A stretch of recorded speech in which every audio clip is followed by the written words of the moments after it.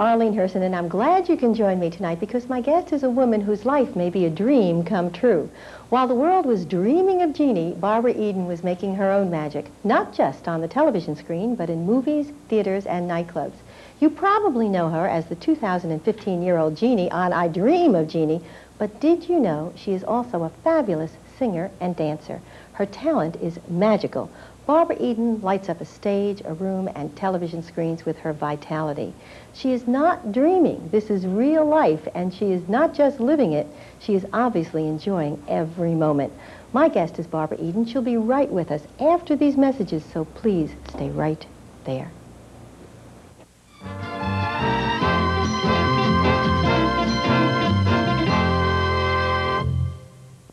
There is a mighty spirit shining out. In Salisbury, Maryland, the hungry are being fed.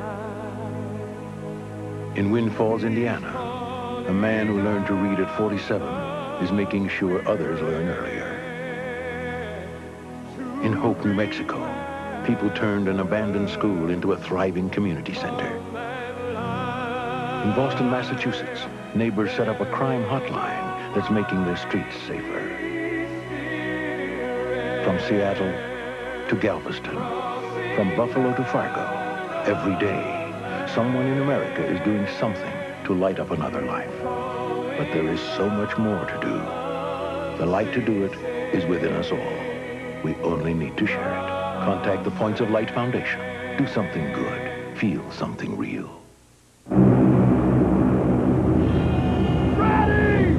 When your employees train with the National Guard and Reserve, they learn to be better team players, better decision makers, and better leaders. It's training that makes them better at serving our country. And better when they come back to work for you. Bill's back. Be a hero. Give your employees the freedom to protect ours. Vince, come on, we're late. This headbagging is more fun than going through a windshield.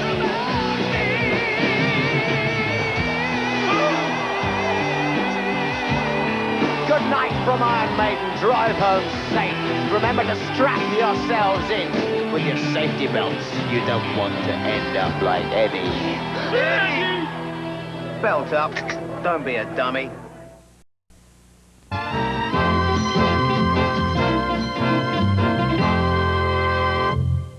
I'm Arlene Herson. We're back with my very special guest, Barbara Eden.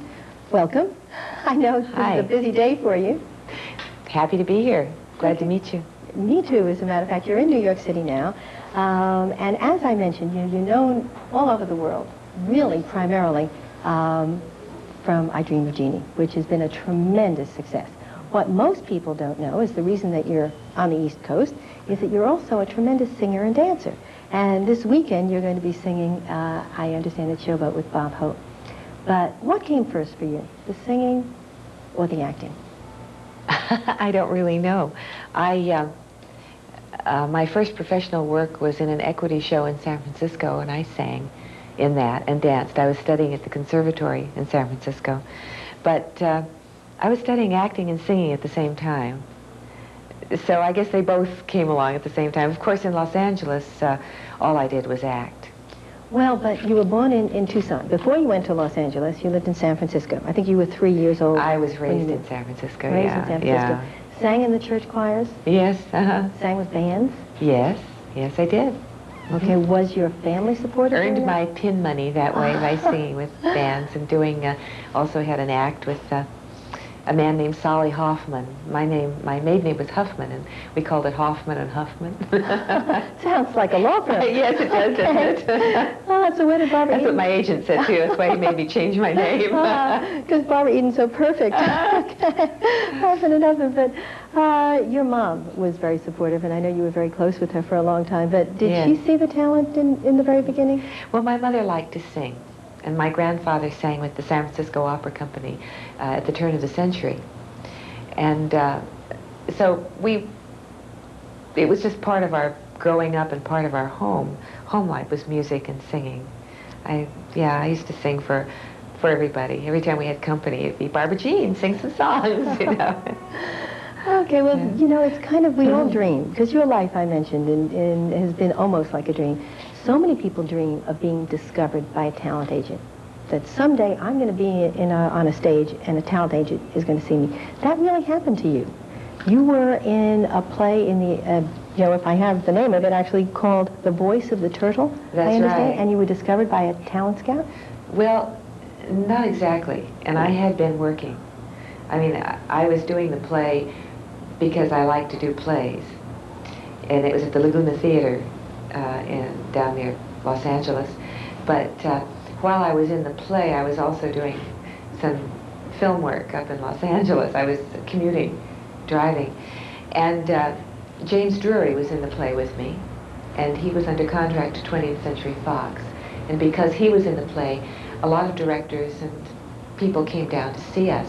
There were only 3 people in that play. They couldn't avoid me. I was there. So Mark Robeson, a director, came down to see Jim, and he was doing a film called Peyton Place. And he asked me to come to the studio and cast me in the picture. I didn't do it because the studio made a change, but I was put under contract at Fox, yeah. Okay, you see, it just shows, don't believe everything that you read. I read that you were discovered by a talent scout, okay. Oh. But what I did read and what I do believe is that you were, I think the first television series was How to Marry a Millionaire. That's right. And you played the Marilyn Monroe part, the That's part right. that she created. Now, first of all, was it a little scary following in Marilyn Monroe's footsteps, and did she influence your interpretation of the role? No. No, although I'm a great fan of Marilyn's, but we're all unique, and we just can't copy someone. And of course, on television, we had different writers. We didn't have the screenwriter who wrote that film. So it was a completely different character. Okay, well, okay. A completely different character, because Barbara Eden is very much her own person. Now, I have to say, it was, you know, it started with, on television with How to Marry a Millionaire, but when you came to Hollywood from San Francisco, now, I heard that Barbara Eden was, quote, armed with traditional values. A very small town girl, I heard up here. Now, I don't know if it's true, but with all the stories about the casting couch, was that ever a problem for you? No, it wasn't. I don't. Maybe something's wrong with me. No, I never really. You didn't? Never saw anything of that. You mean all these wild stories that we hear about young, sexy, beautiful women coming to Hollywood aren't true? I'm not sure about that. I had a roommate who had a lot of problems, but I never did, and I don't know why. We could never figure it out. Maybe I just wasn't anyone's type or something, I don't know. Okay, well, you know, I have to say, but there was, you know, at one point, because there you were and your traditional values, and there you were starring in I Dream of Jeannie. Now, I hear there was a controversy about that. Now, I can't, the belly button controversy. Oh, yes. That started because Hank Grant, who writes for, I think it's Variety, used to come on the set and he'd say, "I don't believe you have one." And it started out as a nickel a peek, then it was a quarter a peek. We had a running joke, and he'd put it in his column, and then other people picked it up. Stringers all over the country picked up this item, and it became a cause célèbre, and it was never on purpose. Well, but no one, who cared? I mean, I didn't care. Okay, well, but I understand that that really was something that people talked about, because in those days, when you did I Dream of Jeannie, I think it was almost 20 years ago, and it still is in syndication, still very popular, but they made you wear harem pants, very sexy, above the navel, so that they couldn't see your belly button. Yes. They really thought about that. 3 of the shows in Hawaii, and every girl on that beach, the background girls were all in bikinis, but I had to wear a one-piece suit. That's interesting. Okay, That's standards and practices for the network. Yeah. Oh, that's interesting. We're going to take a break and talk some more about what's happening in your life and what's happened in your life. All right. We're speaking with Barbara Eden. We'll be right back after these messages, so please stay right there.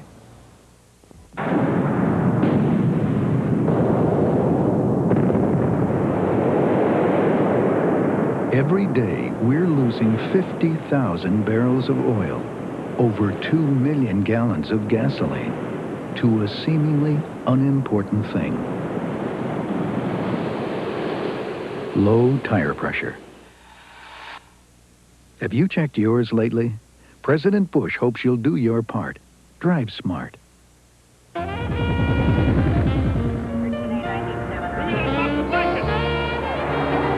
Pete Sampras comes up to serve. Jan Stevenson makes the drive. A.C. Green and Charles Smith pound the boards. Marcus Allen rushes up the middle. Jay Schrader with the touchdown.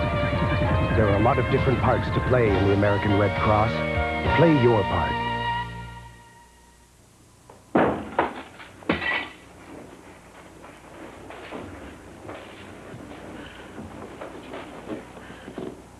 Honey, it's Mom. Please let me in. I'm worried. Learn to see the signs of mental illness. 2 out of 3 people who get help get better. For a free booklet, call the American Mental Health Fund. So how's your cousin's new car? Oh, yeah, my cousin's new car. Yeah. He picked it up last week. All right. Big celebration. Yeah? I felt like a jerk telling him he should take a taxi home because he had one too many. But you did. No, I didn't. What happened? Totaled. What? Yeah, and him with it. Oh, no. Oh, yeah. Take the keys. Call a cab. Take a stand. Friends don't let friends drive drunk.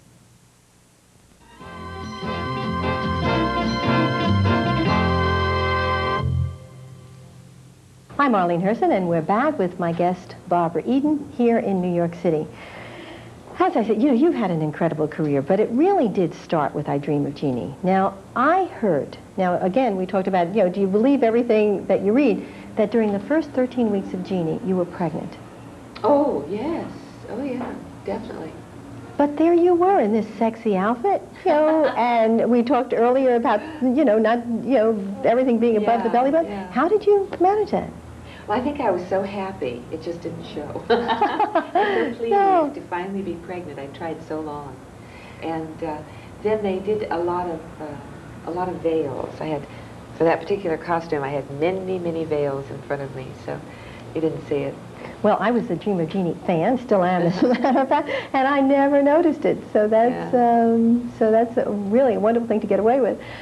Your co-star on that was Larry Hagman. Mm-hmm. Now, he has gone on to become so well-known on Dallas. Now, on the program with you, on I Dream of Jeannie, he was Mr. Nice Guy. On Dallas, he's not such a nice guy at all. Mm-hmm. Which in real life is his personality closest to?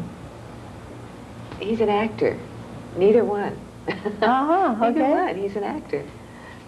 People do forget that we are actors, and we study this, and we are different people on the screen than we are in real life. Yeah, true. And but when the personalities are so different, I guess it's true. Well, did you have people come up to you on the street and expect you to make magic? Expect that you really were Jeannie? Expected me to be like Loco or Stella in Harper Valley. They think I have a southern accent. And it's Yeah. Interesting when you say they think they have you southern accent, because you went directly from I Dream of Jeannie, where you did not have an accent, into Harper Valley, very shortly, Harper Valley PTA, starring in that. They were such different characters. It's interesting that the audience really believed you in that. It shows your acting ability. It was a fun part to play. It really was. And I have a lot of relatives from the South, so it was easy. That part was easy for me. Yeah. Okay. In real life, Barbara Eden is a single person today. Mm-hmm. You were married twice before. We mentioned you were pregnant, and you do have a son from your first marriage, Matthew. Mm-hmm. But it's a tough life. It was the fact that you are so public and so popular, did that affect the marriages? Is it public life, or is it just it didn't work? I don't think it's public life. No. I think it's the dynamics of living and how each person develops, and also how much you're willing to hang in there. Sometimes I think perhaps we end a marriage too soon. Do you feel in your 2 marriages that you ended either one of them too soon? I'm not. I don't really want to comment on that, but I do think that it's a little too easy to get a divorce nowadays, and people quite often don't seek help and think about it and talk about it. Mm-hmm. Okay, true. And I don't want to get too personal, but nowadays you have a long-standing relationship. I hear Barbara Eden gets serious or not at all. That's right. But you're seeing a plastic surgeon, socially, I will say. Yes. I hear you're going to Costa Rica together soon, but you've been together a long time. 5 years. What makes that relationship work, and how do you feel about marriage ultimately with him? We've never discussed it. I think we're very happy the way it is. Our children are, he has 2 children, I have 1, and they're all either in college or high school. So we enjoy each other's company, and we giggle and laugh, and we've really never discussed marriage. But I like him a lot. Oh, okay. And obviously a real commitment because you're together all the time. Yes. You travel together. Well, we're both monogamous. We're not... You're committed to each other. Yes, yes. Good. Okay. Well, look, I believe certainly, as you say, marriage is so easy to get out of these days. You do it too soon. If you have a good relationship, stick with it. Let it go. Yeah, don't mess around. Okay, well, anyway, you're going to Costa Rica, I hear. Is that just an interesting place to go to? I've been there years ago. I've never been there. Yeah. But Stan has some business there, and then the president of Costa Rica has a pet charity, and he would like me to appear there. So, yes, we'll be there in a couple of weeks. Speaking about pet charities, you're all over the place. You just got back from Switzerland, I hear. Yes. You were in a 24-mile raft race? Yes, a river raft. I mean, that's on the water, soaking wet. Yes, yes. What was that like? The rapids, the Rhine River rapids. Okay, why did you do it? Well, I had just finished filming a picture, and actually I wasn't going to go, and Stan couldn't go with me. So I had turned him down and said, no, I'm not going to go. And I was on a still shoot for something, and the makeup girl and hairdresser were saying, what, you're not going? Come on, it doesn't hurt, just throw a few clothes in a suitcase, which is, of course, something I hate to do, throw a few clothes in a suitcase. It takes all night to pack, before a woman can get going. Exactly. But my girlfriend said that she would go with me, so the 2 of us went. We had so much fun. We came in last. But we had a good time. You came in last because all the other people in the rafts were Olympic athletes. Gold medal winners. Gold winter, I was thinking of skiing. They're all the skiers in Austria, Germany, and Switzerland who won gold and silver medals. Yes, literally. Okay, well, you came in last in the race, but first in beauty. We were 3 minutes behind the winner. Oh. 3 minutes, yeah. Well, that's pretty good. Yeah. Well, I think the river helps you along a little, but we were paddling a lot. Pretty good. Well, we're going to paddle into a commercial break, and then we're going to come back and speak some more. We're speaking with Barbara Eden. We'll be right back after these messages. Please stay right there.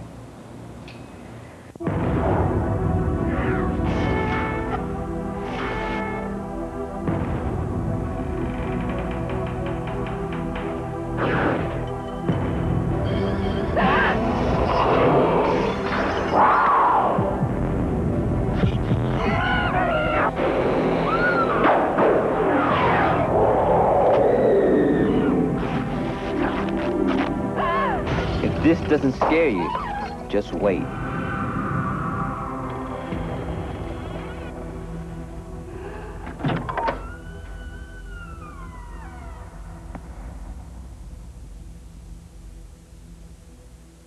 The doctor will see you now. One night a year ago, Vanessa got high with some guy and forgot everything she learned about preventing AIDS. Now her life is the horror show. AIDS. Another way drugs can kill.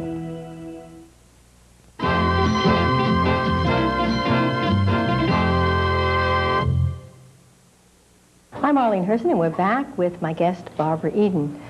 We were talking just before the break that you came in last in this raft, and I started to say first in beauty because just a short time ago, I think it was 3 years ago, you were voted the sexiest woman by male voters of People magazine. That's right. I mean, you stay in fabulous shape.